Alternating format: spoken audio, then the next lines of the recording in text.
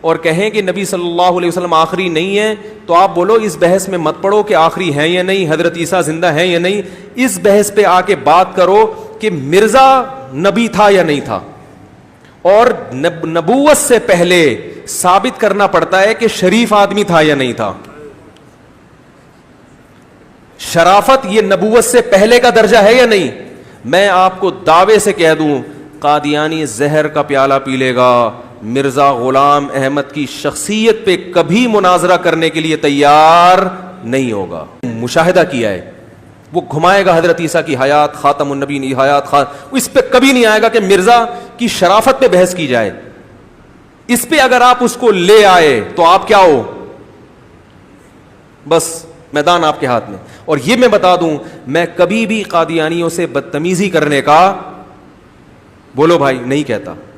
بعض لوگ بدتمیزی پہ اتر آتے ہیں، گالی گلوچ پہ اتر آتے ہیں، بعض کہتے ہیں واجب القتل، بعض یہ بالکل نہیں. وہ اس کا مذہب ہے، اس کو آخرت میں جواب دینا ہے، جائے گا جہنم میں. ہم اس کو محبت سے، اخلاص سے سیدھے راستے کی طرف رہنمائی کرتے ہیں. سمجھ میں آتا ہے ٹھیک ہے، نہیں آئے تو بھائی ہمارا راستہ الگ، قادیانیوں کا راستہ الگ. ہم ان سے کہتے ہیں اپنے مذہب کو اسلام شو نہیں کرو، بس لڑائی جھگڑا نہیں، مار دھاڑ نہیں، اس سے کوئی فائدہ نہیں ہوتا. نفرتیں پھیلتی ہیں، جس نے آنا ہوتا ہے وہ بھی نہیں آتا. بسا اوقات بعض قادیانی حق کی تلاش میں تھے، وہ جب آئے انہوں نے بات کی تو ہم جس بندے نے بات کی اتنی بدتمیزی سے بات کی ان سے کہ وہ بچائے آنے کے اور دور چلا گیا کہ اس آدمی کے تو اخلاق ہی ٹھیک نہیں ہے. تو آپ بات اخلاق سے کریں مگر دلائل آپ کے کیا ہونے چاہیے، مضبوط. اس سے انسان کی بات اثر کرتی ہے. تو آپ نے اس کو کس پہ لے کر آنا ہے کہ بھائی ٹو دا پوائنٹ بات کرو. اگر یہ آخری نبی معاذ اللہ یہ ثابت ہو بھی جاتا ہے کہ نہیں ہے تو اس سے یہ کہاں ثابت ہو جاتا ہے کہ، اور اگر آپ آخری نبی نہیں ہیں تو 1400 سال کے بعد ایک نبی آیا، مزید کتنے آئیں گے، مزید کون کون سے نبی نے آنا ہے. کیونکہ ہمیں پتہ چلتا ہے قرآن و سنت سے کہ ہر پچھلے نبی نے اگلے نبی کی خوشخبری کی ہے. تو نبی صلی اللہ علیہ وسلم نے اگر مرزا غلام احمد کی خوشخبری دی تھی معاذ اللہ، تو مرزا نے اگلوں کتنوں کی وہ کہیں گے نہیں یہ آخری نبی ہیں. تو جو جس کو پوری دنیا آخری نبی مانتی ہے وہ آخری نہیں ہے. یہ والا کیا ہے، میں نے کل بیان میں کیا تھا نا کہ غلط بات عیسائیوں نے دعویٰ کیا نا کہ ایک خدا کو 3 ہے، تو وہ غلط بات کو چھپانے کے لیے 100 غلط دعوے اور بھی کرنے پڑتے ہیں. تو قادیانی کو آپ اس پر لے کر آئیں. اور مرزا غلام احمد قادیانی کی کتابوں سے ثابت ہے کہ وہ شخص شریف آدمی نہیں تھا. انبیاء یا پیغمبر ہونا تو بہت دور کی بات، اس کی کتابوں سے. اور اللہ ختم نبوت کے علماء کو جزائے خیر دے، انہوں نے قادیانیوں کے سارے پرانے نسخے الحمدللہ پلاسٹک کوٹنگ کرا کے بولو بھائی محفوظ کر لیے ہیں.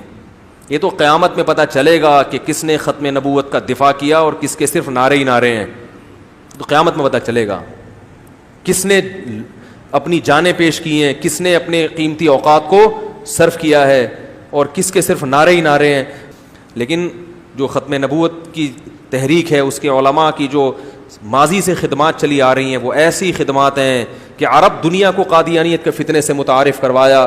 مولانا منظور احمد چنیوٹی رحمۃ اللہ علیہ حرمین کے ائمہ کو لے کر دنیا گھومے ہیں، ان کو بتایا کہ قادیانی یہ کر رہے ہیں. آج قادیانیوں کے خلاف جو کچھ بھی مواد تیار ہوتا ہے وہ الحمدللہ انہی اسلاف کی کتابوں اور ان کی محنتوں سے حاصل کیا جاتا ہے. انہوں نے بر وقت اس فتنے کو کا علاج کیا اور آج بھی پوری دنیا میں کر رہے ہیں. تو یہ سمجھ میں آ گیا. تو وہ اس کی کتابوں سے آپ کو ختم نبوت کے علماء ثابت کر دیں گے کہ دیکھو یہ آپ پہلے پوچھیں گے کہ اسی کی ہے یا نہیں ہے، بلکہ ان کا طریقہ یہ ہوتا ہے کہ پہلے اگلوا لیتے ہیں کہ حضرت کی کتابوں کے نام بتائیں ٹھیک ہے نا، وہ نام بتائے گا پھر لائیں گے. یہ ہے نا، یہ دیکھو یہ کیا لکھا ہوا ہے اس میں، یہ کیا لکھا ہوا ہے اس میں. تو وہ بہت 2 منٹ کا کام ہے. کوئی بھی قادیانی، میں طنز نہیں کر رہا، میں کہہ رہا ہوں قادیانیوں سے کہ دیکھو ختم نبوت کا معاملہ ہلکا نہیں ہے. جھوٹے کو اگر جیسے سچے کو اگر نہیں مانا تو بھی جہنم کی آگ ہے، اگر جھوٹے نبی کو سچا مان لیا تو بھی جہنم کی آگ ہے. آپ اپنے چھوٹے چھوٹے معاملات میں بڑے گھس کے تحقیقات کرتے ہو، تو آپ قادیانیت کے مسئلے میں کسی سنجیدہ عالم کے پاس آؤ اور اس سے یہ بات کرو کہ میں نے یہ سنا ہے کہ مرزا غلام احمد شریف آدمی نہیں تھا، تو میں یہ اللہ کا واسطہ مجھے بتائیں اس کی کتابوں کو میں خود جا کے ان حوالوں کو چیک کروں گا کہ اس نے کیا کچھ لکھا ہے اور کیا کچھ اس کی حرکتیں رہی ہیں, اعمال کیسے تھے, حرکتیں کیسی تھیں. تو میں خود, تو آپ انشاءاللہ روزے روشن کی طرح پاؤ گے. یہ بات ثابت ہو جائے گی کہ وہ شریف آدمی نہیں تھا, کیونکہ قرآن میں اللہ نے کہا وَلَوْ تَقَوَّلَ عَلَيْنَا غَيْرَ الْأَقَاوِيلِ لَأَخَذْنَا مِنْهُ بِالْيَمِينِ ثُمَّ لَقَطَعْنَا مِنْهُ الْوَتِينَ. اگر محمد صلی اللہ علیہ وسلم ہم پر جھوٹ باندھتے, ہم ان کا دایاں ہاتھ پکڑ کے شہرک کاٹ ڈالتے. یہ کنایا ہے کہ ہم ایسے شخص کو پنپنے نہیں دیتے. تو جو جھوٹا نبی ہوتا ہے اس سے اللہ اتنی بڑی بڑی غلطیاں کروا لیتے ہیں, اتنی بڑی بڑی غلطیاں